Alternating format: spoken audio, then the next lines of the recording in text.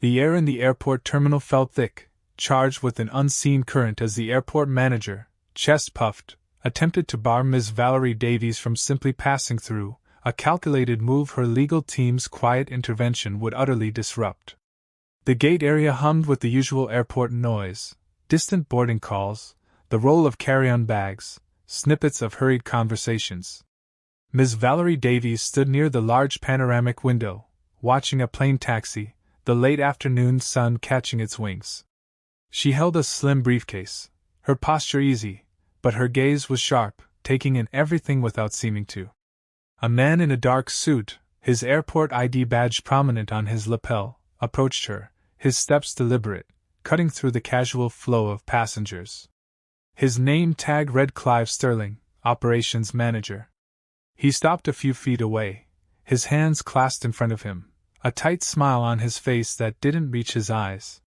The air around him felt heavy, official. He cleared his throat, a small, unnecessary sound. Ms. Davies turned her head slightly, acknowledging him with a calm, level look. She didn't speak, just waited, her expression unreadable. The manager shifted his weight. "Ms. Davies," he began, his voice pitched just loud enough to carry slightly over the general din, but not loudly enough to draw immediate attention. "I need to inform you that, effective immediately, your access to Pacific Gateway International Airport premises is restricted." His smile vanished, replaced by a more formal, unyielding expression. He held her gaze, expecting, what? A reaction? A protest? She gave him neither. She remained silent, her eyes steady on his. The hum of the airport faded slightly around them, or perhaps her focus simply narrowed, filtering it out. She registered the words, the weight he intended them to carry. Restricted. Access. The phrases felt deliberately chosen, bureaucratic, designed to sound official and final. Her jaw tightened almost imperceptibly. He waited. The silence stretched, longer than he seemed comfortable with. He shifted again, a nervous twitch in his fingers where they were clasped. "This is due to operational considerations," he added, the explanation vague, thin. He seemed to expect questions, a challenge he was prepared to meet with rehearsed phrases. But she offered only her composed stillness. She finally moved, a small, deliberate motion. She adjusted the grip on her briefcase, her knuckles showing faint white. Her eyes remained locked on his, calm but penetrating. The manager seemed to lose some of his initial rigidity under her steady gaze. He swallowed. He had delivered the message. Now the space between them felt awkward, filled with her lack of visible distress or argument. "Operational considerations," she repeated, her voice low, even, devoid of emotion. It wasn't a question. It was an observation, a mirroring of his vague words, highlighting their emptiness. The manager flinched slightly, as if struck by the quiet echo of his own justification. He hadn't anticipated this measured response. He'd anticipated indignation, perhaps anger. He pressed on, needing to assert the authority he felt slipping away in the silence. "Yes. For a period we deem necessary to ensure smooth operations and passenger safety." He added passenger safety quickly, layering on another official-sounding, unimpeachable reason. It felt tacked on, less convincing than his initial, brief statement. She didn't blink. Ms. Davies finally spoke more fully. "And what specific operations or safety concerns necessitate this restriction?" Her tone was curious, not confrontational. She wasn't arguing the ban yet. She was asking for the grounds, exposing the lack of them. The manager's practiced responses seemed to falter. He hadn't brought specific allegations because there likely weren't any legitimate ones. He stammered slightly. "That information is internal. Related to assessments we've made." He gestured vaguely, encompassing the entire busy terminal around them. He was trying to use the scale of the airport, the complexity of its function, as a shield for the lack of detail. It was a common bureaucratic tactic. She recognized it instantly. It didn't impress her. Her gaze remained steady, unwavering. She wasn't buying it. He could see that she wasn't buying it. The confidence that had puffed his chest moments ago seemed to deflate slightly. He was used to people reacting with frustration or compliance when confronted with airport authority. Ms. Davies reacted with calm, forensic inquiry, chipping away at his flimsy edifice of justification. He needed backup, a higher authority to cite, anything more solid than operational considerations and vague assessments. He glanced around, as if hoping to see a security detail or another official, but they were alone in this tense bubble amidst the airport flow. His initial boldness was giving way to a visible discomfort. He adjusted his tie. Ms. Davies shifted her weight, a small, deliberate movement that didn't betray impatience but rather a readiness to continue this quiet interrogation. So, no specific incident. No documented violation. Just an assessment. Her voice was still low, calm, but it carried an undeniable weight, highlighting the arbitrary nature of his statement. It hung in the air between them. The manager flushed slightly. He hadn't expected her to dissect his language in real time. He mumbled something about procedure, about the airport's right to control access. It sounded weaker now, defensive.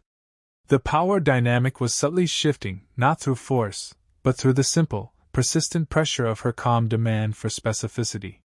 She took a small, measured breath. Understood, Mr. Sterling? The use of his name was quiet, almost dismissive. It signaled the end of this particular exchange, a marker that she had received his message, evaluated its substance, or lack thereof, and was moving on. She wasn't debating the point with him further in the terminal. This initial engagement was complete. She turned slightly, her focus no longer entirely on him, but towards her immediate next step. He seemed momentarily frozen, unsure if he was dismissed, or if he was supposed to escort her out, or if the restriction was supposed to happen telepathically.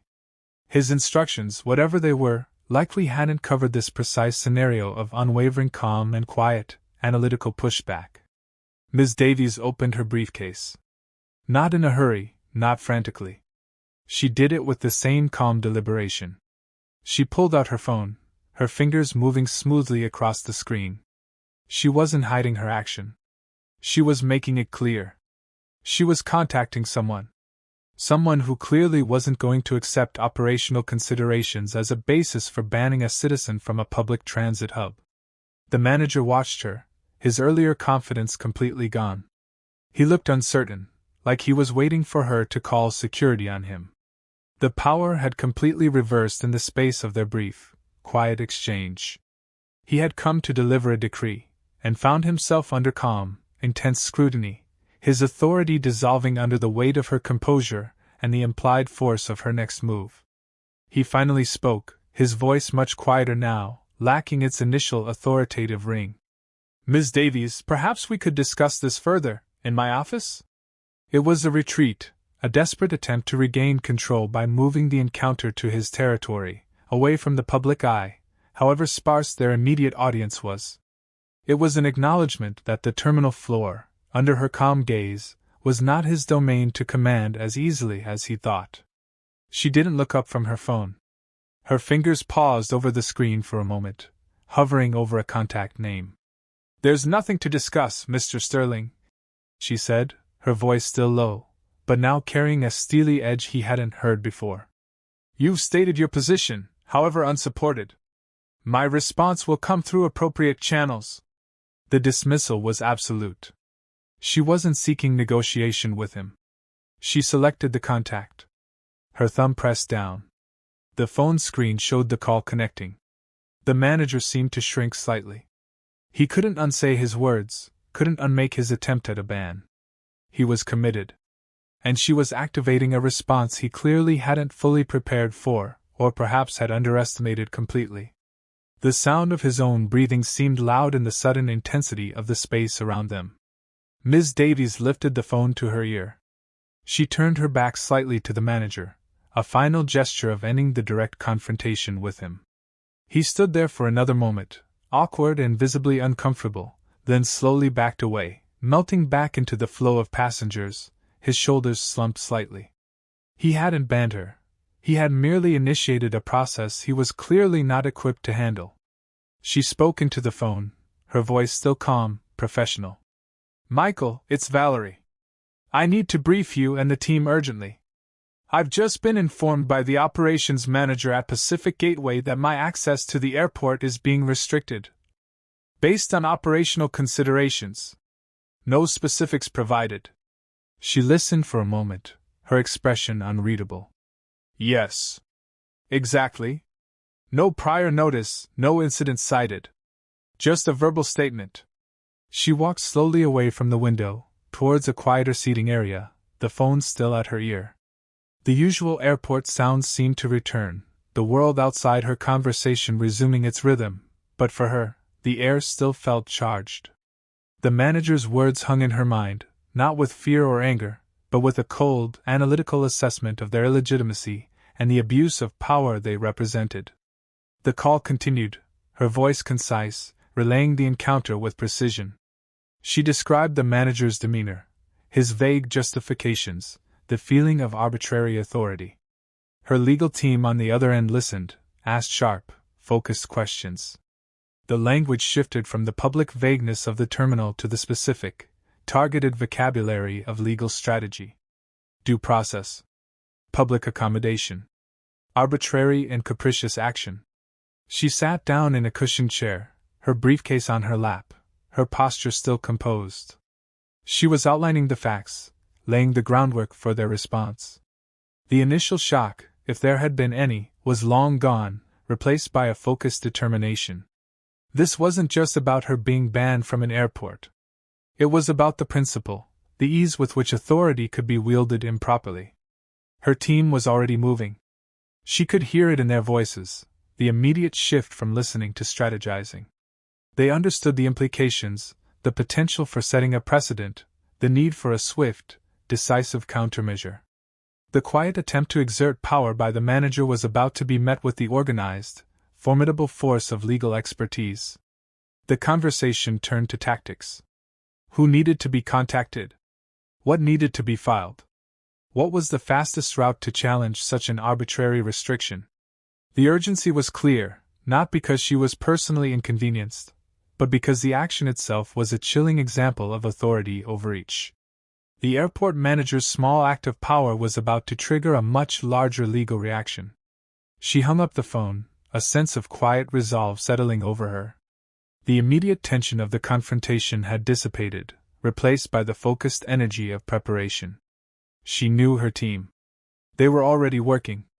The manager's attempt to create a barrier had instead opened a door to a different kind of engagement, one on her terms, with her resources. The legal team wasted no time. Within hours, a sharply worded letter was delivered to the airport authority, bypassing the operations manager and going straight to higher levels. It outlined the incident, cited relevant statutes regarding public access and civil rights, and demanded an immediate retraction of the ban and a clear explanation for the manager's actions. The language was formal, precise, and carried the implicit threat of litigation. Ms. Davies wasn't present for the immediate fallout within the airport administration, but she could sense the ripple effect. The calm she maintained was a strategic choice, a refusal to grant the manager the satisfaction of seeing her rattled. She knew that legal action was a different arena, one where bluster and vague pronouncements held no weight. Reports filtered back from her team. The letter had landed like a stone in a still pond. The airport's legal counsel was involved. Questions were being asked internally.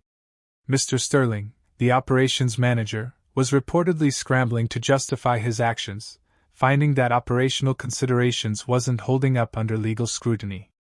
His attempt to wield arbitrary power was creating a much larger headache for the institution he represented. A follow-up email arrived, a digital paper trail being meticulously created. It formally documented the verbal restriction and reiterated the demand for a written explanation and retraction within a tight time frame. The pressure was building, exerted not through raised voices or public spectacle, but through the quiet, relentless application of legal process. Ms. Davies reviewed the draft of a potential court filing her team sent her. It detailed the facts, the lack of justification, the potential harm, and the legal basis for challenging the ban. It was a powerful document, laying bare the manager's overreach in stark, legal terms. Seeing it solidified her resolve. This was the path forward. The airport authority responded, but not with a retraction. They sent a carefully worded reply acknowledging receipt of her communication and stating they were reviewing the matter internally. It was a stalling tactic, designed to buy time, to see if the pressure would relent. It was a sign they were taking it seriously, but not yet conceding. Her legal team advised against accepting the delay. The response was immediate and firm. The internal review was insufficient. A concrete resolution, including the ban's removal, was required within 24 hours, or legal action would commence. The timeline was deliberate, designed to force a decision, to prevent the matter from being quietly buried in bureaucracy. The tension, which had been external during the confrontation with the manager, now felt internal to the airport authority, a pressure cooker building towards a decision point. Ms. Davies remained outwardly calm, continuing her scheduled activities, trusting her team to manage the legal front. But the underlying awareness of the brewing conflict was constant, a low thrum beneath the surface. Hours passed. The 24-hour deadline loomed. The airport's legal team was reportedly locked in meetings, assessing the risk. A public lawsuit challenging arbitrary access restrictions on a prominent figure would draw negative attention, regardless of the outcome. The manager's small act of perceived authority had ballooned into a significant institutional problem. Finally, just hours before the deadline, a call came. It was from the airport's general counsel, not Mr. Sterling. The tone was markedly different from the manager's initial assertiveness. It was conciliatory, professional. They stated that upon further review, the operations manager's directive had been issued without proper procedure and was being rescinded immediately. There was no apology offered in the official communication, but the message was clear: the ban was lifted. The justification for the initial action remained vague, framed as a procedural issue rather than an overreach of authority, but the outcome was what mattered. The attempt to ban her had failed. The legal team's swift, targeted action had forced the institution's hand. Ms. Davies listened calmly to the counsel's words, accepting the information without fanfare. She didn't gloat, didn't demand further concessions in that moment. The quiet victory was in the retraction itself, in the fact that the pressure applied through legal channels had successfully dismantled the arbitrary barrier. The power dynamic had completely reversed. She hung up the phone. A small, almost imperceptible breath escaped her. It wasn't triumph she felt, but a sense of quiet vindication. The manager's attempt to misuse his authority had been met, challenged, and overturned. The system, when pushed with precision and knowledge, had corrected itself, however reluctantly. Later that week, Ms. Davies found herself back at Pacific Gateway International Airport. The sounds were the same, the feel of the terminal familiar. She walked through the concourse, briefcase in hand, just like any other passenger. There was no fanfare, no acknowledgement of the recent conflict. But the space felt different. The air didn't feel thick with arbitrary authority, it felt like a public place again. She saw airport staff, security personnel, other managers. None approached her. None even seemed to give her a second glance. Mr. Sterling was nowhere in sight, perhaps avoiding the possibility of another encounter. The ban was lifted, officially and practically. Her access was unrestricted.